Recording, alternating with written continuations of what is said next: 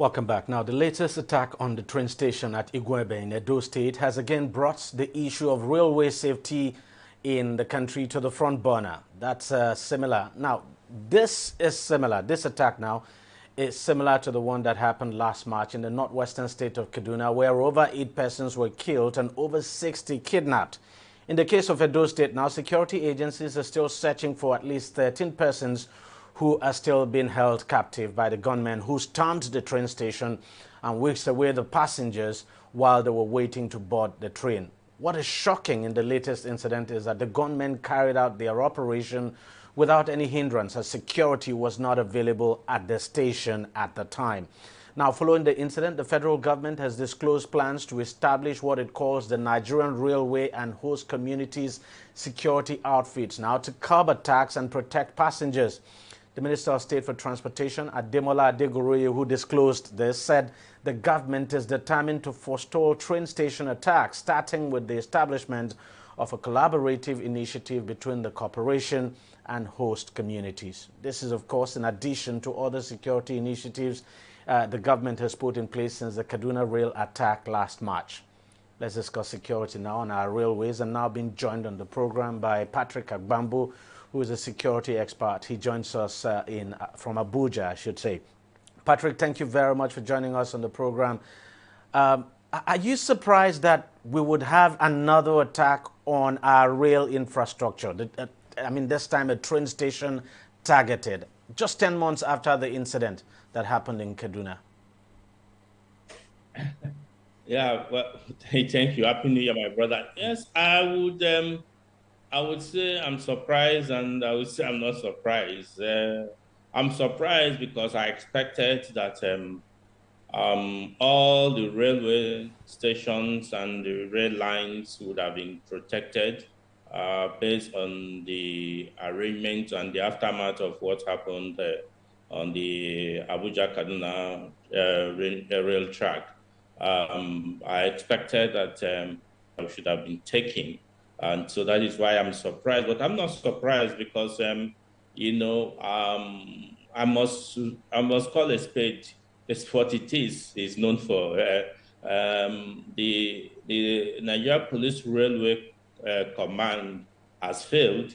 The Railway Corporation itself has failed, and the Ministry of Transport have also failed because I expected, like I said earlier, that with the early warning sign, what happened along the Abuja-Kaduna train line should have been an early warning sign to tell them that, listen, all train tracks in Nigeria must be protected. And it's more troubling to note that this time around, not just on the rail track, but in a station where we expect physical presence of the police officers to be there.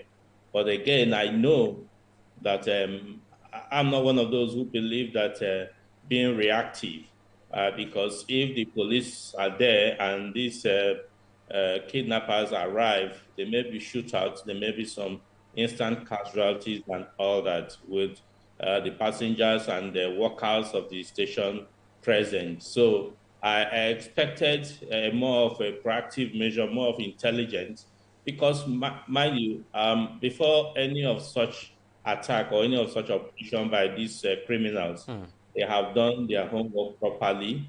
They had been there several times to assess, to know if there's usually police officers there, to know their strengths, to know their getaways and all that. And yet nobody dictated this.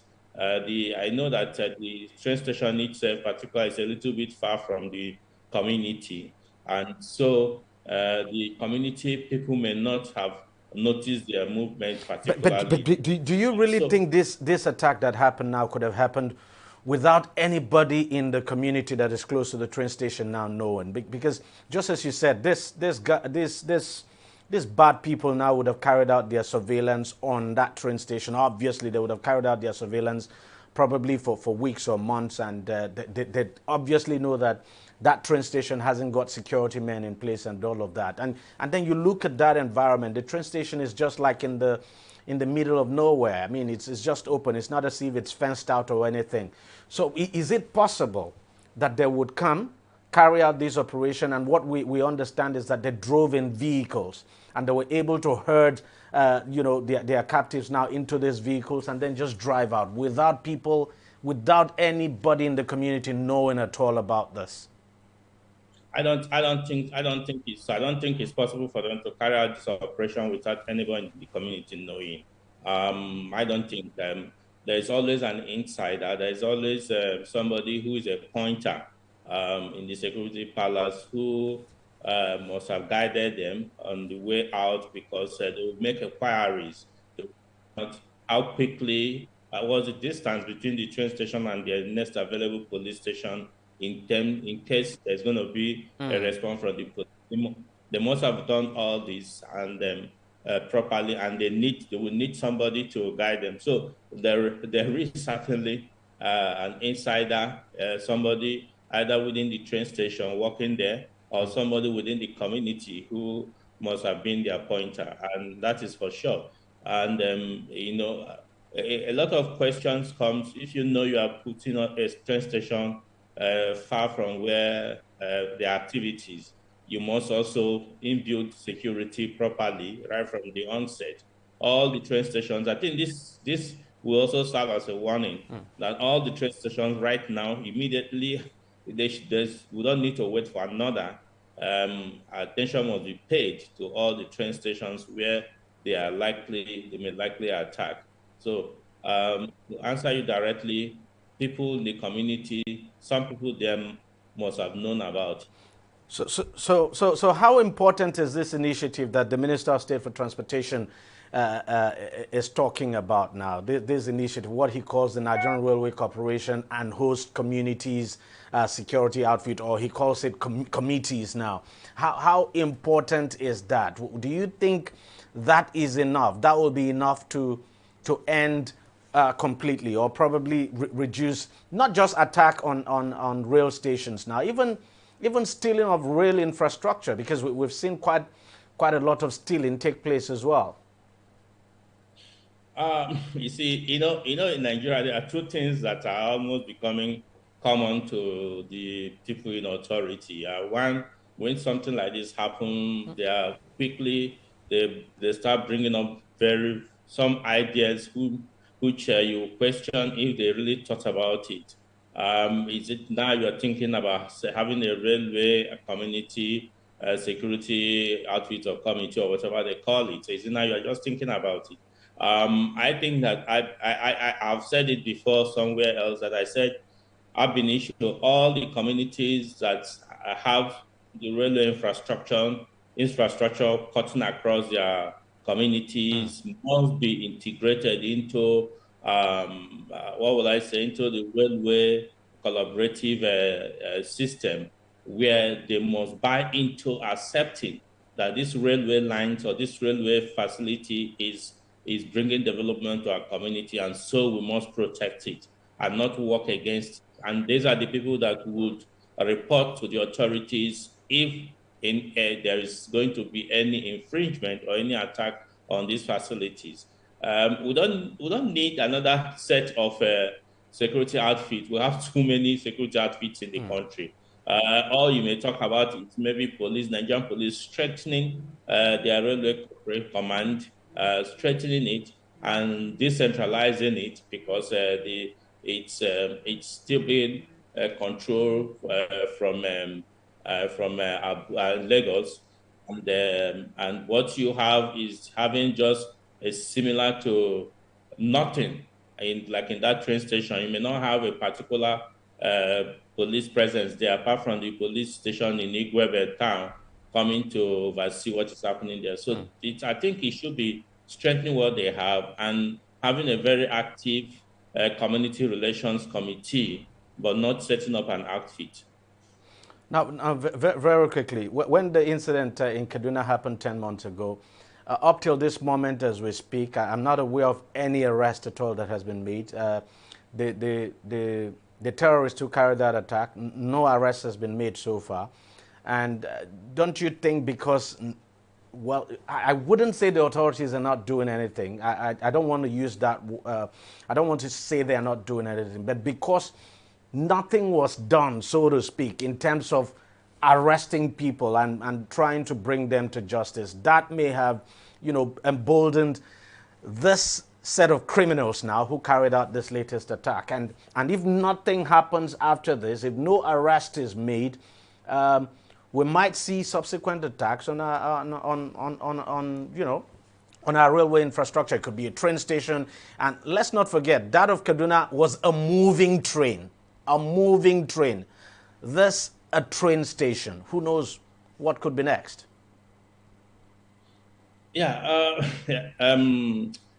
The truth of the matter is, from the security perspective, the two situations and the method or the purpose of the two incidents are a bit different. And that is why to say about arrest in the Kaduna incident, how many have been arrested?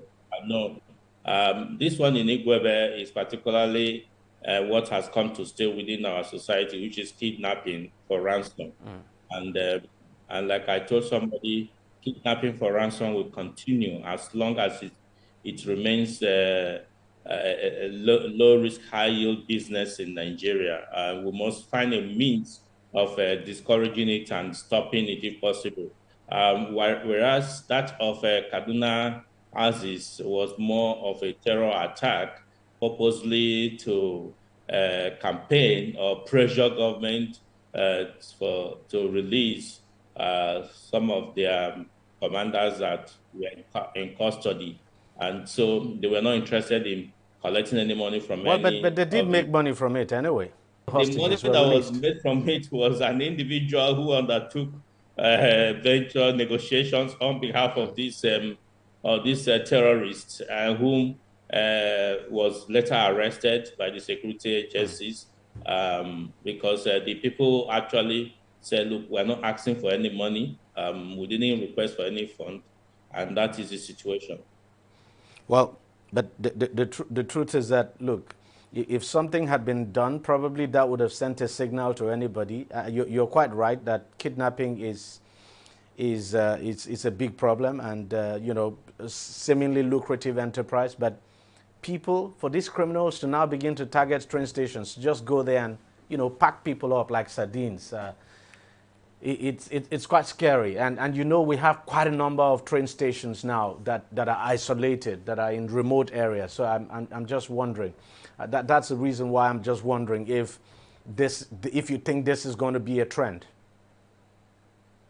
Yes, it's going to be a trend. I must tell you here the truth is because it's going to be a trend because once they succeed in this, they're obviously going to be emboldened to continue, which that is a sad situation because when somebody tries a business, a trade, and the other person, the onlooker finds it that he's making profit out of it, then other people will try it, and that is a sad situation. But I expect that the security agencies and the communities should move a step forward, a step ahead of these kidnappers and initiate.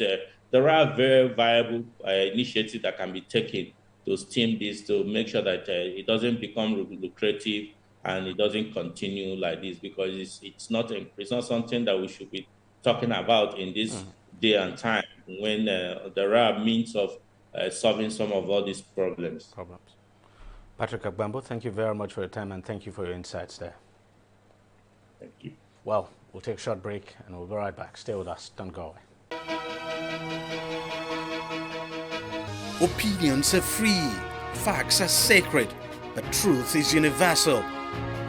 How, in practical terms, can we, for instance, de-escalate the tension? President must see himself as the President of the Federal Republic. We know where the enemy is. 3 places. The Lake Chad Basin, the border area between Nigeria and Cameroon, and then the Sambisa Forest. On DEJI360, we give you a complete dose of everything. Opinion, facts, and undiluted truth. I hardly believe what politicians say in this part of the world. A new Nigeria is possible, a future is possible. We delve into the issues, dissect it so that you can understand it, and use it to take action. I don't think there's any need for any governor to look for grant for ranching. DEJI360, dissecting the issues.